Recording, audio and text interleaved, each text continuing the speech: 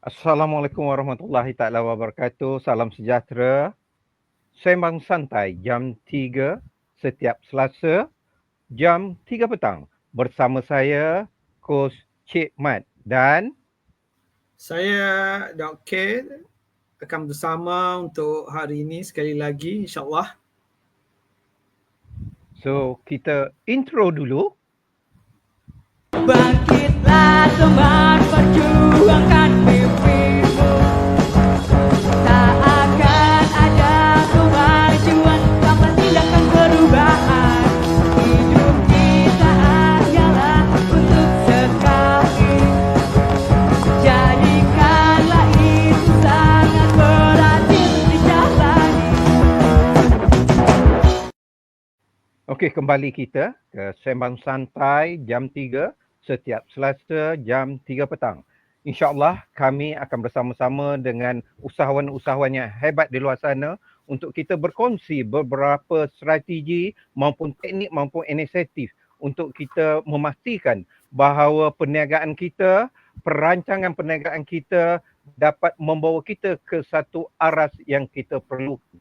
Jadi untuk petang ini, tajuk yang akan kita atau topik yang akan kita perbincangkan adalah Business Roadmap 2025. Selalunya kita lah, Dr. K, selalu kita bila hujung tahun ni orang akan tanya, apa azam tahun baru? Kan?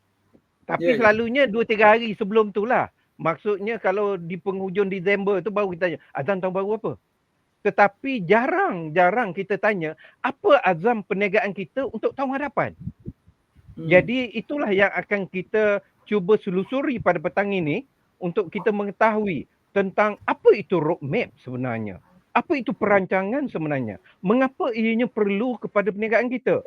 Ya, mungkin ada usahawan yang mengatakan bahawa tak ada roadmap pun aku berniaga macam biasa juga, ada keuntungan.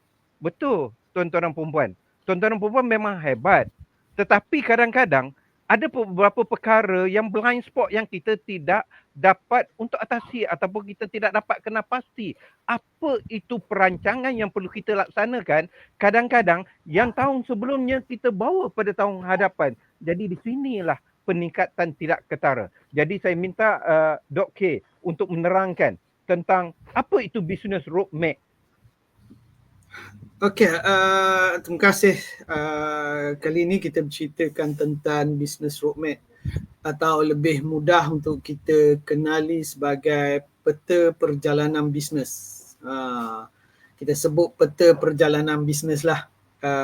So peta perjalanan bisnes ini seperti mana yang Coach Mat kata tadilah, Coach Cik Mat kata tak ada peta pun sampai. Tapi persoalannya sampai tu adakah tepat pada waktu, tepat pada masa, tidak melencong, tidak mendepani halangan-halangan tertentu.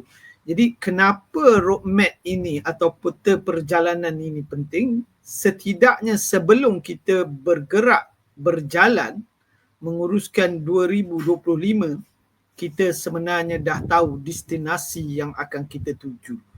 Jadi mudah cerita, peta perjalanan bisnes ini ialah panduan yang akan membolehkan kita untuk merangka pelbagai strategi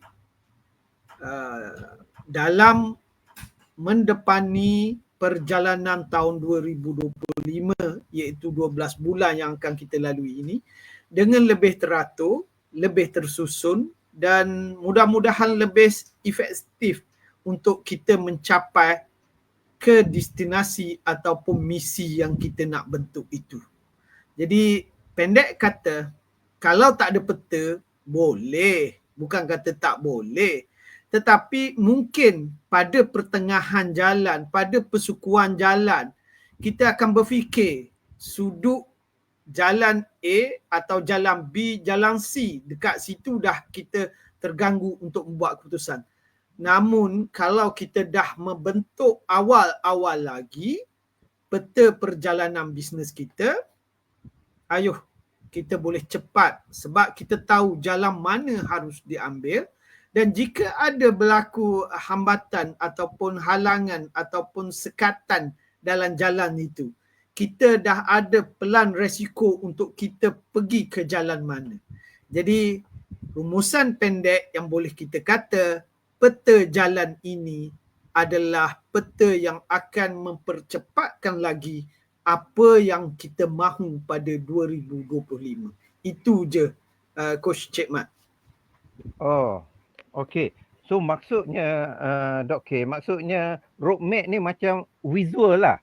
Dia punya alat visual untuk kita digunakan bagi menetap hala tuju dan kita cuba merancang apakah tindakan-tindakan yang perlu Bangkitlah teman, perjuangkan